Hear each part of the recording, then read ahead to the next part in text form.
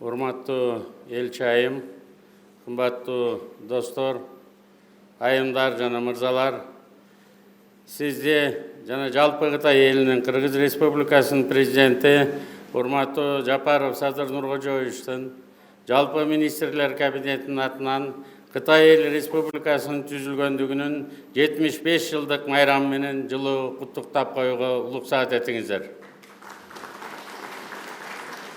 Китай имеет очень богатую историю. И в его истории нет ни слова о его начале или о конце. Его история и уникальная культура открываются все глубже и глубже. Китайские иероглифы были обнаружены во втором тысячелетии до нашей эры, когда Древний Египет переживал свой славный век, а во великих городах-государствах в то время вообще не было ни слова. Система Шан китайских иероглифов дошла до наших дней и используется миллиардами людей. Современный китайский народ может просто читать иероглифы, написанные во времена Конфуция. Бумага, изобретенная 2000 лет назад в Китае, до сих пор пользуется в этой же технологии. Сколько усилий приложили такие страны, как Италия, Франция, Англия, за 2000 лет, чтобы раскрыть тайну китайского фарфора.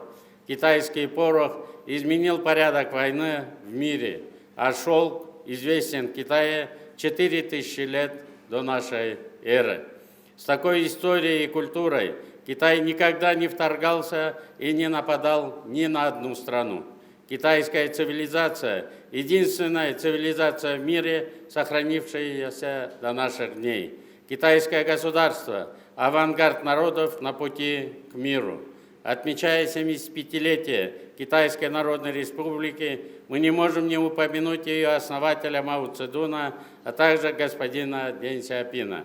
Тот факт, что великий реформатор Дэн Сяопин все время уважал Мао Цзэдуна, является уроком для всех действующих политиков. Отдельно хочу отметить успешный путь модернизации Китая, реформы и открытости, нацеленные на создание социализма с китайской спецификой под руководством большого реформатора господина Дэн Сяопина. Великий политик активно внедрял рыночные механизмы в социалистическую экономику. Известна его знаменитая поговорка: «Неважно, какая кошка, белая или черная, если она может поймать мышь, она хорошая кошка». Он продвигал рыночные условия в китайском государстве и добился больших успехов. Экономические реформы привели к огромному экономическому росту и изменили судьбу около миллиарда китайских граждан.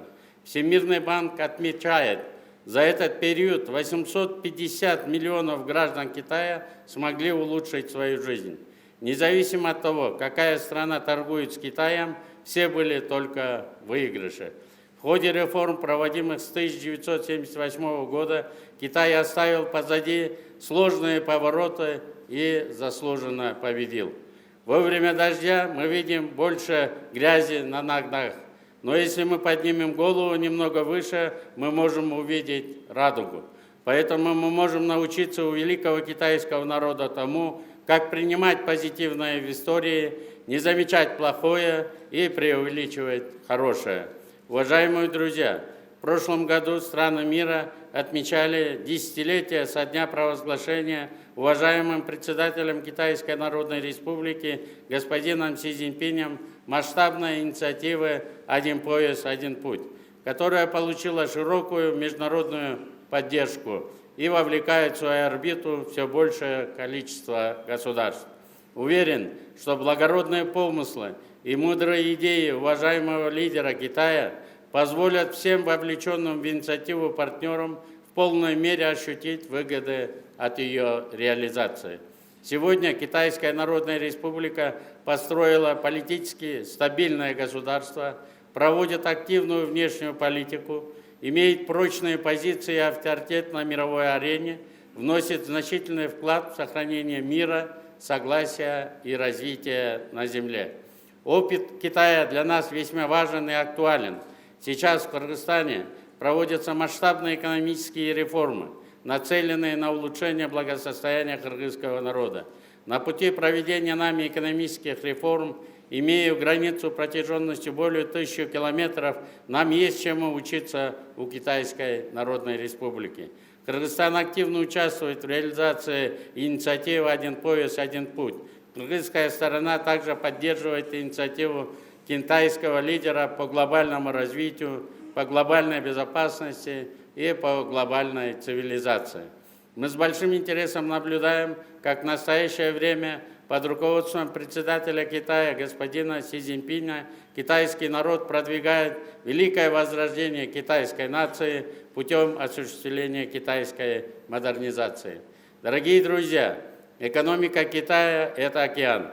Весь мир заинтересован в сотрудничестве с китайской страной с валовым внутренним продуктом в размере более 17,7 триллионов долларов. У нас есть очень хорошее выражение у экономистов. Зачем нам нужен океан, когда рядом с нами Китай? Экономика Китая растет уже 30 лет, занимая 18,5% по одним данным, по другим 26% мирового ВВП. Китай теперь кормит весь мир. Конфуций сказал: ручей впадает в реку, река впадает в море, море впадает в океан, потому что каждый из них находится внизу. Если ты обладаешь великодушием, то все будут стекаться к тебе, что полностью созвучно с кыргызским выражением «Улханчалык улу болсаң, ошончолук кичик бол». Отсюда я хочу вспомнить еще одно хорошее высказывание Конфуция. 3 пути ведут к знанию. Путь размышления – это путь самый благородный, путь подражания – это путь самый легкий, и путь опыта – это путь самый горький. Мы прошли сложнейший путь через эпоху, четко разделенную на социализм и капитализм, войдя в рыночную экономику. Теперь мы можем извлечь уроки из опыта модернизации Китая, чтобы осуществить прыжок барса в экономическом развитии. Особенно последние 3 года стали прорывными в кыргызско-китайском сотрудничестве. Прежде всего, новый импульс развитию придают теплые отношения между главами государств 2 стран. Особенно хочу отметить прошлогодний государственный визит нашего президента, уважаемого Садыра Нуркожоевича Джапарова в Китай, в ходе которого прошли исторически значимые переговоры с уважаемым председателем Китайской Народной Республики господином Си Цзиньпином. Подписана совместная декларация о всеобъемлющем стратегическом партнерстве в новую эпоху. 2 месяца назад главы наших государств провели двухстороннюю встречу на полях саммита ШОС в Астане и достигли ряда договоренностей, которые в настоящее время претворяются уже в жизнь. В данный момент с участием китайского капитала в Кыргызстане реализуется ряд крупных инфраструктурных проектов, имеющих важное социально-экономическое значение для нашей страны и для наших народов. Здесь хотел бы особо отметить личный вклад посла Китая в Кыргызстане госпожи Ду Девень в развитие двухсторонних отношений между нашими странами. Мы всегда видим максимальную отдачу посла в ее ежедневной работе во благо развития взаимовыгодного стратегического партнерства. Уважаемые друзья, госпожа Ду Девень от имени президента Кыргызской Республики, уважаемого Садыра Нуркожоевича Джапарова, позвольте вам передать самые теплые, искренние его пожелания. Особо хочу подчеркнуть, что лично и со мной, а также с каждым членом Кабинета министров у вас сложились очень дружественные, близкие отношения. Дорогие друзья, среди послов есть люди, которые служат интересам обеих стран. Уважаемая госпожа Ду Девень проводит большую работу по продвижению проектов, представляющих интерес для обеих стран. Когда глава Китая акцентировал внимание на развитие Синьцзянь-Уйгурского автономного района, были предприняты усилия по поднятию отношений с Кыргызстаном на более высокий уровень во всех сферах, и они развиваются очень быстро.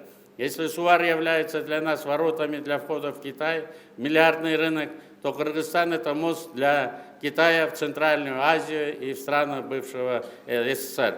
Исторически, благодаря соседнему расположению, Кыргызстан стал главными воротами Китайской Народной Республики в направлении ряда стран Средней Азии, а также главными воротами в Ближневосточную Азию и Европу. Объем торговли между 2 странами в 2023 году, по данным китайской таможни, достиг почти 20 миллиардов долларов.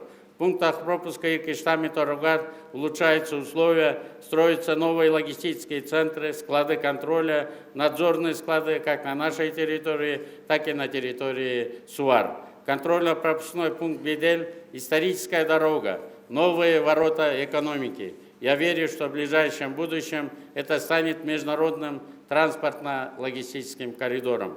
Проект строительства железной дороги Китай-Кыргызстан-Узбекистан является для нас очень важным проектом. В то же время это важная часть реализации инициативы «Один пояс, один путь». Мы успешно завершили политическую фазу проекта, подписав трехстороннее межправительственное соглашение. Скоро начинается практическая ее часть, то есть строительство непосредственно самой железной дороги.